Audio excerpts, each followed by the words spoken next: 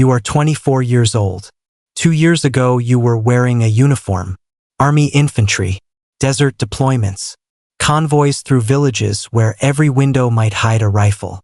You left the service with a damaged shoulder, a few medals, and a discharge packet that thanked you for your service in a paragraph written by someone who never met you. Back home, the thank you doesn't translate into rent, or groceries, or a future. The skills the military gave you are very specific. You know how to clear rooms, how to recognize the shape of a concealed weapon under a jacket, how to stay awake for 30 hours if someone tells you lives depend on it. Civilian employers don't need that, but someone always does. The call comes from a former teammate. He doesn't explain much, just says there's a job. Private security. Pays more in a month than your military salary paid in a year. You ask who the client is. He pauses, then says you'll understand when you get there.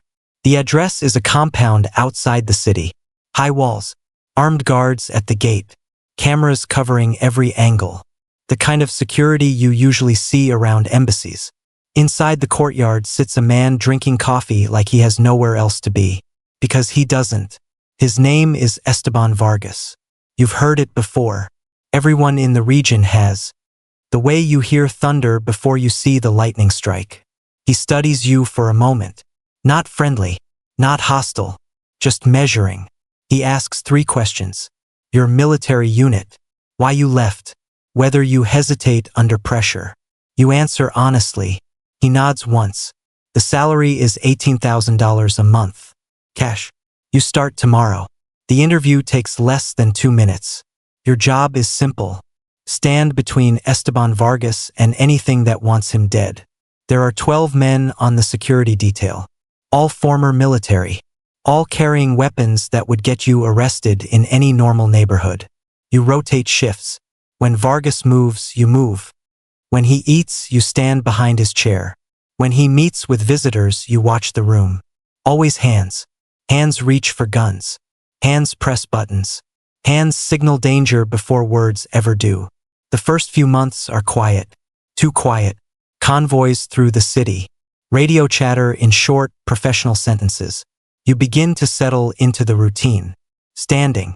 Watching. Waiting. The money arrives every month exactly on time. You send most of it to your family.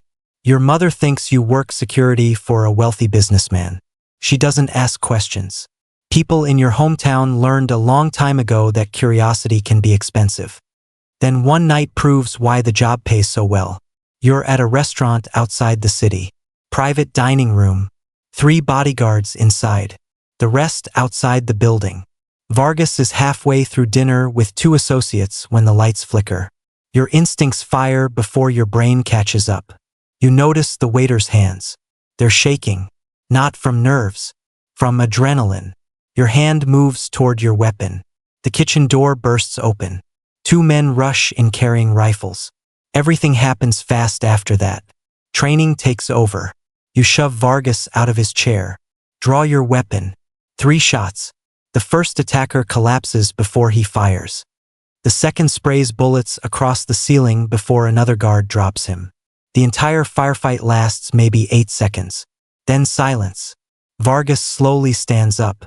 Dusts glass off his jacket. He looks at you for a long moment. Not fear.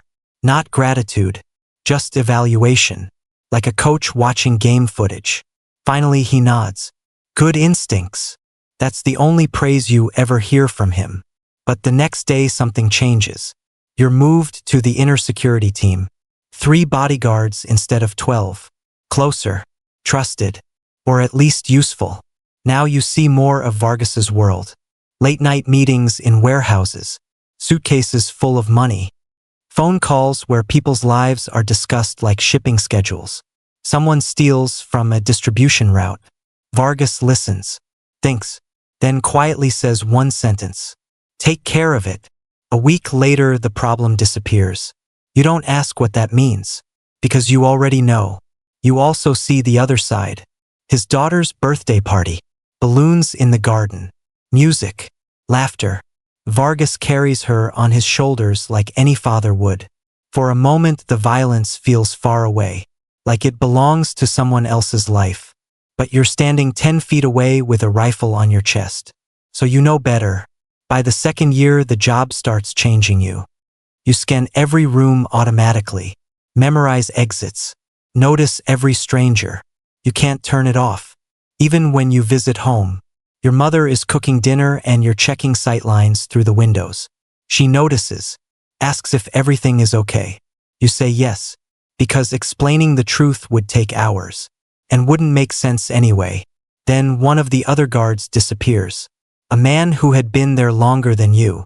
One day he's on shift. The next day his room is empty. No questions. In this world, people sometimes vanish between sentences. The remaining guards understand the message. Loyalty isn't optional. It's survival. You are 28 years old now. You've been in this job 4 years. You've stopped counting how many close calls there have been. You've sent enough money home that your family finally lives comfortably. A house with a yard. A life you never could have given them otherwise. But sometimes late at night you sit in your room at the compound and stare at your hands. The same hands that carried a rifle for your country. The same hands that now protect one of the most powerful criminals in the region. And the strange part is the job no longer feels strange. It just feels normal. Routine. That realization scares you more than the gunfights ever did. Because it means the line you once believed in disappeared somewhere along the way. Every morning you wake up before sunrise.